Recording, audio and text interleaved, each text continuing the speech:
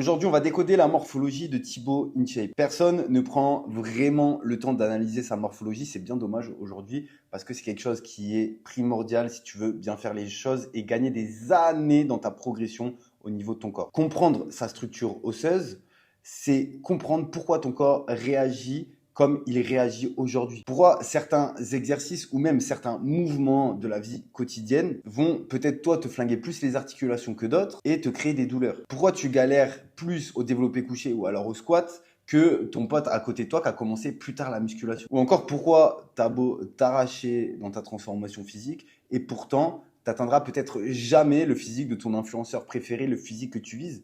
Tout simplement parce qu'on est tous différents, on a tous une ossature différente. Donc c'est très important de comprendre son ossature pour pouvoir adapter derrière ton entraînement et justement adopter un entraînement intelligent et aller vers des sports peut-être vers lequel tu es plus fait pour performer que d'autres. Et le cas de Thibaut, il est hyper intéressant. C'est très bizarre de dire Thibaut parce que je m'appelle Thibaut aussi. Je sais pas si ça te le fait quand tu dis ton prénom, enfin bref. Thibaut, c'est très intéressant son cas parce que il a un squelette qui est très particulier comme tu peux le voir juste ici. Il a vraiment des proportions au niveau de son corps qui sortent assez des standards qu'on peut voir un peu partout dans les salles de sport ou même dans la rue. Et c'est la première analyse morphologique que je fais sur YouTube. J'ai fait énormément d'analyses morphologiques pour mes coachés. C'est ce que je fais à chaque fois en début d'accompagnement. Mais sur YouTube, c'est la première et j'ai choisi Thibaut InShape justement parce que pour moi, c'est le parfait exemple pour montrer comment ta morphologie influence ton esthétique, ton entraînement, tes performances et même, comme je t'ai dit tout à l'heure, les sports dans lesquels tu vas pouvoir performer naturellement, dans lesquels tu vas être avantagé depuis ta naissance. Donc du coup, on va voir ensemble ses points forts et ses points faibles, mais surtout ce que toi, tu peux en apprendre, ce que tu peux en retirer pour toi. Et à la fin de cette vidéo, je vais te donner une solution pour enfin comprendre ton corps et mettre en place les bonnes actions adaptées à toi et pas reprendre ce que tu vois un peu partout sur les réseaux sociaux qui sont pas sur mesure à toi, mais qui sont un peu généralisés pour monsieur tout le monde. On va commencer pour analyser Thibaut InShape par la base. Thibaut InShape mesure 1m75 pour 75 kg à 80 kg suivant la période dans laquelle il est, quand il est plus ou moins sec. Tu m'excuseras pour mon écriture. J'écris à la souris, j'ai pas investi encore dans une tablette, donc voilà, je fais au mieux. Donc vraiment, son corps, il varie forcément, comme tout le monde, suivant quand il est sec ou non. Mais ce qui est intéressant avec Thibaut, et c'est pour ça qu'en plus, son analyse est intéressante, c'est que il a des photos où il est très sec, donc c'est encore plus facile de voir chaque muscle, ses insertions musculaires, la longueur de ses membres, etc. Donc, ça permet de nous apporter beaucoup plus de clarté sur l'analyse morphologique. Et donc maintenant, avec cette photo, on va aller plus en détail sur son haut du corps. On va commencer déjà par ce qu'on voit tout de suite. Ce sont ses clavicules extrêmement larges. Et en plus de ça, ces clavicules qui sont droites. Il y a certaines personnes qui vont avoir des clavicules plutôt en V. C'est un petit peu moins esthétique. Thibaut InShape, il a les clavicules très droites et très larges. Donc tout de suite, c'est la première chose qu'on voit et c'est vraiment un avantage esthétique énorme. Ça lui donne vraiment cette carrure ouverte et ses épaules larges naturellement, même s'il avait un faible volume musculaire. Même avant de commencer la musculation, je suis sûr que Thibaut InShape avait déjà ce côté large d'épaule. Il a une petite cage thoracique, te fais pas avoir par le grand dorsal qui est énorme qu'on voit ici. Et du coup, où il vient compenser ce côté visuel d'une petite cage thoracique. Et il a des pecs plutôt moyens à courts, je dirais. En tout cas, il n'a pas les pecs longs du tout, comme pourrait avoir Schwarzenegger. Ce qui va faire qu'il n'aura jamais des pecs hyper massifs. Par contre, il a les pecs très dessinés. Il a une super définition musculaire. Mais quand même, ses pecs, ça va pas être son point fort. Qui va prendre plus de place et qui va être son point fort, ça va être ses épaules, ses deltoïdes latéraux qui sont hyper dominants qu'on peut voir juste ici et qui vont accentuer encore plus cette largeur d'épaule. Concernant ses bras, il a plutôt une portion des biceps qui va être court et des triceps qui vont être plutôt dominants. Donc ça rend très esthétique. C'est le triceps qui prend le plus de place sur le bras. Donc ça, il est plutôt avantagé à ce niveau-là. Donc il a des bras plutôt moyens en termes de longueur. Par contre, il a des avant-bras plutôt longs. Et il a des bons avant-bras. Donc ça, visuellement, c'est plutôt esthétique aussi. Donc visuellement, ça va être propre, mais mécaniquement, c'est pas la configuration idéale pour avoir des bras hyper massifs. Ce qui va être plus idéal, ça va être des avant-bras un peu plus courts, un biceps très long qui va faire qu'il va avoir vraiment des bras massifs. Donc forcément, on ne peut pas tout avoir. Mais en tout cas, le rendu est plutôt esthétique chez Thibaut InShape. Et pour finir, parce que je reviens là-dessus, parce que c'est son principal point fort qui fait qu'il est naturellement en V, il a le bassin très étroit, ce qui lui donne naturellement son corps en V. Ses épaules tombent ici et son bassin, lui, tombe là. Donc là, juste par le dessin, tu peux le voir. Avec sa cage qui est plutôt étroite, il a naturellement un corps en V. Même si on enlève toute sa masse musculaire, il sera en V. Malheureusement, Mère Nature lui a donné, elle ne donne pas ça à tout le monde. il a cette chance-là et en plus, il s'en est très bien servi. Il faut savoir que Thibaut InShape a très bien entraîné son corps. Je pense qu'il est arrivé naturellement à son niveau maximum, mais il a très bien équilibré son corps, il a très bien compris ses points faibles et points forts et il a joué dessus. Maintenant, on va sur son réel point fort sur le haut du corps, hein, concrètement. Ceux qui connaissent Thibaut InShape, on le sait tous, ça va être son dos. Il a un dos énorme et très, très esthétique. Il a vraiment en épaisseur des trapèzes supérieurs qui sont très équilibrés, hein. Ça va pas être son point fort sur son dos. Les trapèzes moyens, pareil, une bonne épaisseur. Les trapèzes bas qui sont aussi, eux, dessinés. En plus de ça, en termes d'épaisseur, tout ce qui est rhomoïde, infraépineux, arrière de l'épaule, très développé aussi. Donc, il a réussi à avoir une bonne épaisseur par rapport à son énorme point fort qui fait qu'il a un dos énorme, qui est la longueur de son grand dorsal qui descend très bas. Il a des insertions du grand dorsal qui descendent carrément quasiment à son bassin, mais qui sont dues aussi à son tronc qui est très dense, qui est très court. Donc forcément, ça aide, mais ce qui lui donne une notion extrêmement large. Il a des grands dorsaux qui sont larges, qui descendent bas, et il a réussi à équilibrer ça avec une bonne épaisseur. Donc vraiment, il a les trapèzes et l'épaisseur du dos qui n'est pas dominante, mais qui n'est pas un point faible qu'il a réussi à équilibrer par rapport à son grand dorsal. Et tout ça combiné avec des clavicules très larges, ça accentue encore une fois, hein, comme je t'expliquais tout à l'heure avec le deltoïde, a vraiment ce corps qui va être vraiment en V. C'est vraiment le gros point fort de Thibaut InShape. Et en plus là, encore je me répète, avec une taille très fine. Là ici, on peut voir ses triceps, ok. Donc là, on peut voir s'il a des triceps longs ou pas. C'est au niveau du coude, la longueur de la portion tendineuse qu'on peut voir juste ici. Entre la portion longue des triceps et la portion courte. Au niveau des triceps pour Thibaut InShape, il est plutôt aussi bien servi. On peut voir que sa longue portion des triceps descend plutôt bas. On peut voir que c'est aligné ici. On peut voir qu'il a quand même une bonne portion tendineuse, donc il n'a pas des triceps hyper longs, mais c'est pas du tout un point faible non plus. Donc là, pareil, il a été bien servi. Sur le haut du corps, franchement, il a des très très belles insertions. Comme on a pu voir avec son analyse sur son haut du corps, que ce soit de face ou de dos, ce qu'on en retire, il a vraiment une morphologie de tirage. Il va être très avantagé sur les exercices de tirage, tous les exercices type traction, rowing, etc. Mais il a aussi un physique dû à son bassin qui va être très étroit. Selon moi, il va être beaucoup plus avantagé sur des mouvements où il va être dans le contrôle que de la force brute. Si on parle de musculation pure, il a clairement un physique plutôt qui va tirer vers le bodybuilding plutôt que vers le strongman. Donc en résumé de tout ça, il a un gros point fort épaules et dos, comme on peut voir là. Hein. Son plus gros point fort, ça va être son dos, mais aussi il a des très très bonnes épaules. Il a des pecs courts, mais qu'il a réussi à rattraper. Hein. Je pense que ça devait peut-être sûrement son point faible au début de la musculation, mais il a bien rattrapé. C'est pas devenu son point fort, mais il a réussi à équilibrer le tout, ce qui fait qu'il a un physique très harmonieux et il a des bras plutôt moyens. C'est pareil, c'est pas un point fort, mais il a réussi à rééquilibrer tout ça. Et dernière chose que j'ai pas abordé, c'est au niveau de ses abdos. Pareil, il a été gâté par la nature. Il a des obliques plutôt très bien développés. On peut voir le V juste ici. Pas trop, qui vont pas non plus trop élargir sa taille. Par contre, on peut voir que génétiquement, il a 1, 2, 3, 4 au niveau des abdos et pas 3. Donc, il a celui-là là, que tout le monde n'a pas. Et en plus de ça, il a les abdos qui vont être alignés. Donc ça, pareil, esthétiquement, il a été encore une fois très bien servi. Maintenant, on va aller sur son bas du corps, qui clairement ne va pas du tout être son point fort, même s'il a beaucoup travaillé dessus. Je ne pense pas qu'il pourra aller très très loin à ce niveau-là.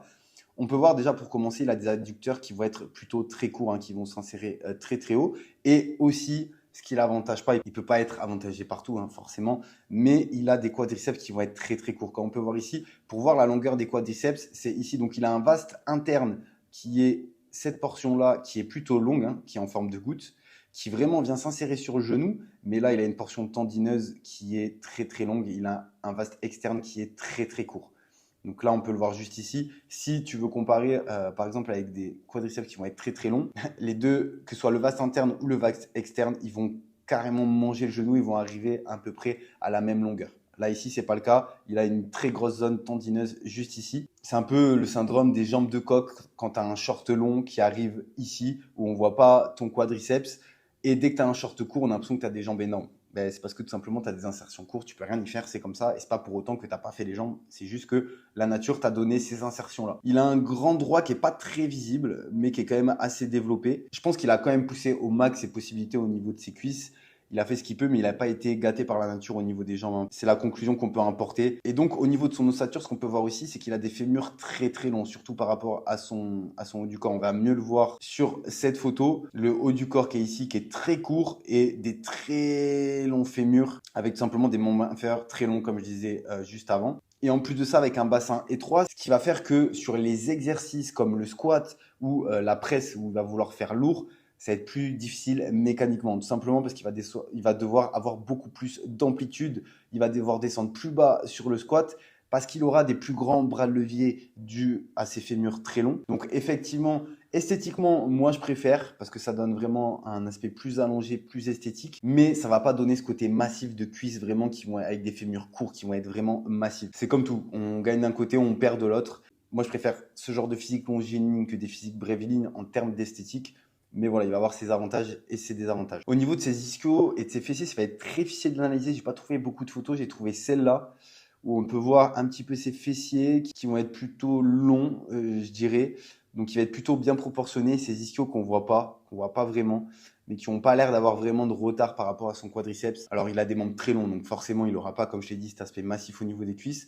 Mais voilà, je peux pas forcément sortir une analyse morphologique profonde à ce niveau-là, au niveau de sa chaîne postérieure, au niveau des jambes, mais il n'a pas l'air d'avoir de gros points faibles en particulier à ce niveau-là. Et au niveau de ses mollets qu'on voit ici, c'est plutôt des mollets moyens, hein. Ok, ça va pas être des mollets courts qui vont s'arrêter ici. Il a quand même une bonne zone tendineuse, donc ça va pas être des mollets longs. Il a des mollets moyens, donc avec un beau potentiel d'hypertrophie, hein, sur toute cette partie-là. Donc ça, pareil, ce n'est pas un point faible non plus. Maintenant, on va passer plus précisément aux conséquences de sa morphologie sur l'entraînement. Donc concrètement, comme je t'ai dit tout à l'heure, ça va plutôt être un physique qui va être avantagé sur les tirages. Donc il va avoir un petit peu un désavantage sur les mouvements de poussée où il va vouloir mettre lourd, comme le développé couché, les dips ou le squat. Ses leviers longs sur les bras, même s'il n'a pas non plus des bras très très longs, c'est pas du tout des bras... Je dirais pas que c'est des bras courts non plus, c'est des bras moyens, mais surtout, ces leviers au niveau des jambes vont faire que ça va allonger l'amplitude, comme je t'ai dit tout à l'heure, donc ça va rendre les exercices plus difficiles. En revanche, il est avantagé sur les tirages, donc tout ce qui va être soulevé terre, traction, rowing, etc. Et justement, au niveau de ses conséquences esthétiques, Thibaut a un physique qui attire tout de suite l'œil, comme je te dis, depuis le début, parce qu'il est vraiment sec, assez symétrique, assez harmonieux. C'est ce qu'on recherche quand on veut rechercher de l'esthétique. C'est vraiment un physique très propre et surtout ses épaules larges qui lui donnent ce corps en V avec ce dos énorme. C'est vraiment un gros avantage esthétique. On peut voir que bon, il a son grand dorsal qui est très dominant, mais il n'a pas vraiment d'excès de masse musculaire à un endroit plus qu'un autre. Il a vraiment équilibré le tout. C'est là que je te disais tout à l'heure qu'il a vraiment bien compris son physique et qu'il s'est vraiment bien entraîné pour vraiment harmoniser le tout. On peut le voir là de face. C'est incroyable comment on voit le grand dorsal, même de face, juste ici, qui est énorme, qui lui fait des ailes, avec des insertions très longues. Ça, c'est très esthétique. Et du coup, avec cette morphologie-là, c'est que de face, ça donne l'impression qu'il est plus massif, alors qu'il n'est pas vraiment en fait. C'est surtout qu'il a un tronc très dense. Et c'est vraiment, encore une fois, l'illusion qui est créée par ce physique en V avec des clavicules très larges et une taille très fine avec un tronc qui va être très court et très dense par rapport à la longueur de ses jambes. Après, comme il a des jambes assez longues, ça casse un peu le ratio haut du corps, bas du corps. Il a forcément naturellement un point faible bas du corps visuellement. Donc ça renforce encore cette notion d'un physique qui va être plutôt élancé que vraiment massif. Si on regarde ici, ça se voit, il n'a pas du tout un physique trapu, il est vraiment très élancé. Donc en résumé de tout ça, son corps, il est vraiment taillé pour avoir des belles lignes, pour avoir un physique esthétique, pour avoir une belle définition, une belle symétrie, mais il n'est pas fait pour avoir une énorme densité musculaire, un énorme volume musculaire. Et petit aparté, mais c'est aussi mon cas, j'aurais beau faire 80 kg, 85 kg, j'en fais 75 aujourd'hui sec pour 1m80, j'aurais beau être lourd, j'aurais toujours ces proportions du corps qui feront que je vais être plus élancé que massif. C'est comme ça on peut rien y faire. Après, on peut réduire cet écart-là en prenant plus de masse musculaire, mais quand même naturellement, moi aussi, j'aurais plus cette tendance à être élancé que massif. Maintenant, on va finir par quels sont les sports idéaux pour ce genre de physique. Donc si on sort de la musculation pure, là, on sort de la musculation du côté bodybuilding, le squelette de Thibaut colle parfaitement à certains types de sports, avec sa structure qui va être plutôt légère sur le bas et beaucoup de densité musculaire sur le haut, qui fait qu'il va avoir une certaine explosivité naturellement, une certaine endurance musculaire. Il va avoir plutôt un physique qui va être dynamique, qui va être explosif. Donc je pense qu'il serait naturellement à l'aise dans les disciplines qui demandent de la coordination, du contrôle du corps et la répétition de l'effort explosif. Alors, bien sûr, je mets à part le côté technique. Aujourd'hui, il a peut-être aucun niveau dans les sports que je vais te citer, mais c'est parce qu'il n'a pas travaillé techniquement. Je parle purement des avantages que peut lui offrir son corps s'il se mettait à 100% dans un sport. Pour moi, il serait très bon dans le crossfit, la calisthénie, avec ses jambes moins développées et vraiment un haut du corps très dense. Il serait très bon, je pense, dans la calisthénie. La natation avec ses clavicules très larges et son dos puissant. Je pense qu'il serait aussi très bon dans la natation. Et après, il aurait aussi des atouts dans les sports explosifs et qui vont être directionnels avec des changements d'appui, comme le sprint, par exemple, le sprint court, ou le rugby, le basket, le hand. Ça serait vraiment des sports où il pourrait être bon si, bien sûr, il travaillait son agilité, hein. Je ne te dis pas qu'il est bon aujourd'hui, je le répète encore. Surtout à des postes où la puissance et la vitesse vont primer sur la masse brute. Par exemple, je ne te dirais pas qu'il a une ossature qui est bien pour être pilier de rugby ou pour être pivot au basket ou pour être au hand, je ne sais plus comment ça s'appelle, mais centre, ceux qui sont au centre, les grands. Bref, c'est pas du tout ça. Mais par contre, sur les autres postes où il va avoir besoin de puissance et de vitesse et de coordination, il a un physique qui pourrait être très bon là-dedans. En revanche, là où il serait clairement désavantagé, ça va être sur les disciplines où plutôt on va rechercher la force brute, la force maximale, comme le powerlifting, l'haltérophilie, tout ce qui est strongman, pilier, par exemple au rugby. Il a clairement un squelette qui le désavantagerait totalement. Là, on va plutôt chercher des physiques qui vont être brévilines avec des bras de levier au niveau des articulations qui vont être beaucoup plus courts. Et aussi, en plus de ça, avec sa cage thoracique qui va être plutôt étroite, ça limite sa stabilité au niveau du tronc et la capacité à encaisser vraiment des charges très lourdes. Donc, en résumé, son corps, il va être fait pour le mouvement, la vitesse, la maîtrise technique, la coordination, mais pas du tout pour tout ce qui est force brute. Maintenant, ce que toi, tu peux en tirer tout ça, si tu te reconnais dans cette morphologie, c'est-à-dire un tronc qui va être très court avec des longs membres, donc qui va être longiligne, et aussi des épaules larges avec des clavicules longues, voici ce que tu dois retenir.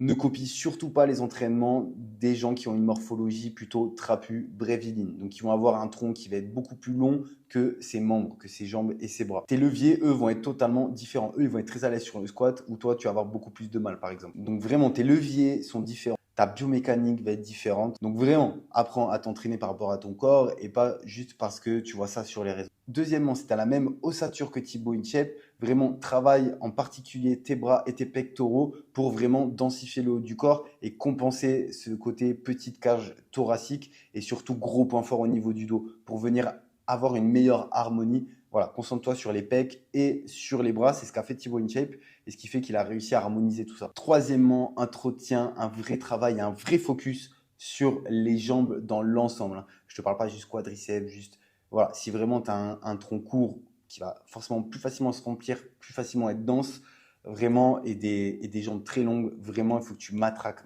tes jambes à fond pour venir équilibrer tout ça. Sinon, tu vas vraiment avoir un point faible jambe et un point fort haut du corps. Et ça, même si mécaniquement, ça va être plus difficile, on s'en fiche que tu perfes ou pas sur les jambes. Nous, ce qu'on veut, c'est que tu développes ton volume musculaire pour harmoniser tout ça. Et après, la force va venir avec, forcément. Ça va vraiment équilibrer ta silhouette, ça va renforcer ta posture. Et quatrième point, garde vraiment des amplitudes contrôlées sur les mouvements lourds. Vraiment, ça va être très important pour préserver tes articulations. Tu as des bras de levier qui vont être beaucoup plus longs, donc tu auras beaucoup plus de tension sur tes articulations. Donc, on va essayer d'éviter la blessure, tu vois, surtout au niveau du bas du dos sur le squat.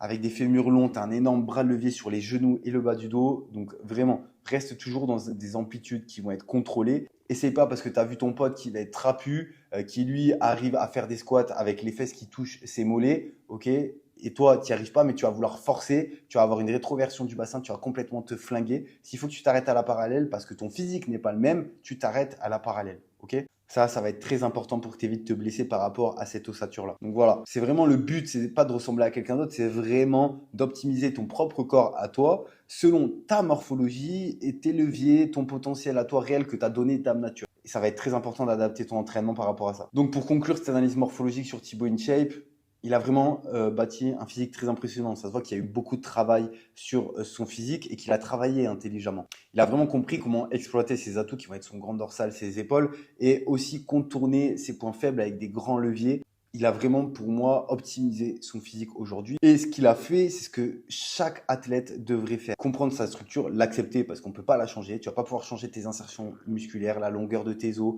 l'épaisseur de ta taille ou la largeur de tes épaules, tu ne pourras pas la changer. Donc, il faut que tu l'acceptes et ensuite venir maîtriser tout ça pour arriver à avoir un corps harmonieux. Et je t'ai dit en début de vidéo que j'avais une solution pour toi, pour enfin comprendre ton corps, pour mettre des actions en place en fonction de toi et pas forcément juste copier ce que tu vois sur les réseaux. Si tu veux aller plus loin et savoir exactement, précisément comment ta morphologie influence ton physique, j'ai ouvert un nouveau format qui vient de sortir là avec mon analyse morphologique, un format d'appel qui va être dédié à ça. Le but, c'est que tu m'envoies des photos avant, que je fasse ton analyse morphologique comme je fais avec les personnes que je coach. Vraiment une analyse morphologique complète, où j'irai même encore plus loin que Thibaut InShape parce que là, on va parler de tes blessures, de tes douleurs, de tes problèmes posturaux. Et pendant l'appel, ensuite, je t'expliquerai tes points forts, tes points faibles, pourquoi tu as telle ou telle douleur, pourquoi tu n'arrives pas sur tel ou tel exercice. Et ensuite, je te créerai un plan d'entraînement qui va être plus adapté à ton squelette, à ta morphologie et à tes insertions musculaires. Vraiment un entraînement qui va être sur mesure par rapport à l'analyse morphologique que j'ai faite avec toi. Et le but dans cet appel, c'est de tout expliquer pour que toi, tu puisses le mettre en place après derrière. Le but, c'est vraiment que tu ressortes avec une vision qui soit la plus claire possible. Que ton corps te permet, ce que tu dois éviter et où, dans quelle discipline tu peux vraiment performer. Si tu as envie de faire cette analyse morphologique avec moi, tu as juste à cliquer sur le lien en bas de la description.